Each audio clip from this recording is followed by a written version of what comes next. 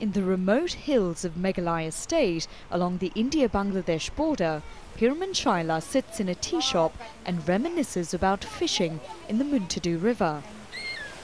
He says life in his community was always hard, but the river gave them everything they needed: food, drinking water, even irrigation for their farms. But 30 years ago, SHYLLA saw something that frightened him. All the living things in this river died. It was so horrible to see. There were so many dead fish and they just floated to Bangladesh. That was just the beginning of our suffering.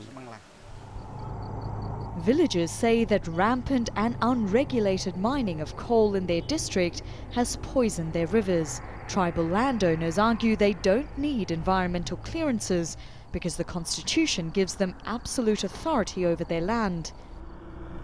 Decades of this haphazard mining have allowed heavy metals like iron and sulfuric acid to seep into the surrounding environment. We're about 50 kilometers downstream from where the coal mines are, and it's here that the effects of the pollution are being felt. The water is yellow and there are no fish. Villagers say even this discoloration along the riverbanks is caused by the contamination. These are the immediate Hamkian Help Me Mormon is a local pastor turned environmental activist. For more than 10 years, he has been monitoring the increasing levels of coal contamination in these rivers.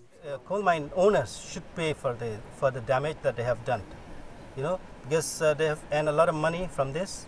Then they paid very little to the government in terms of royalty, and the damage that has been done should be paid by the miners themselves. Coal mining is a multi-million-dollar industry for Meghalaya, but the National Green Tribunal banned it in April because of alarming levels of pollution, particularly in the state's once pristine waterways. But the government's own environment minister is fighting the move. Rat hole mining, in fact, it does not damage much about the environment. We will allow people to carry out their activities, but with certain rules and procedure where they have to follow. While the government tries to balance profits with protecting the environment, the damage is already done in many communities. People in Karkhana village see money as a poor substitute for a river that already gave them everything they needed. Karishma Vyas, Al Jazeera, Meghalaya State.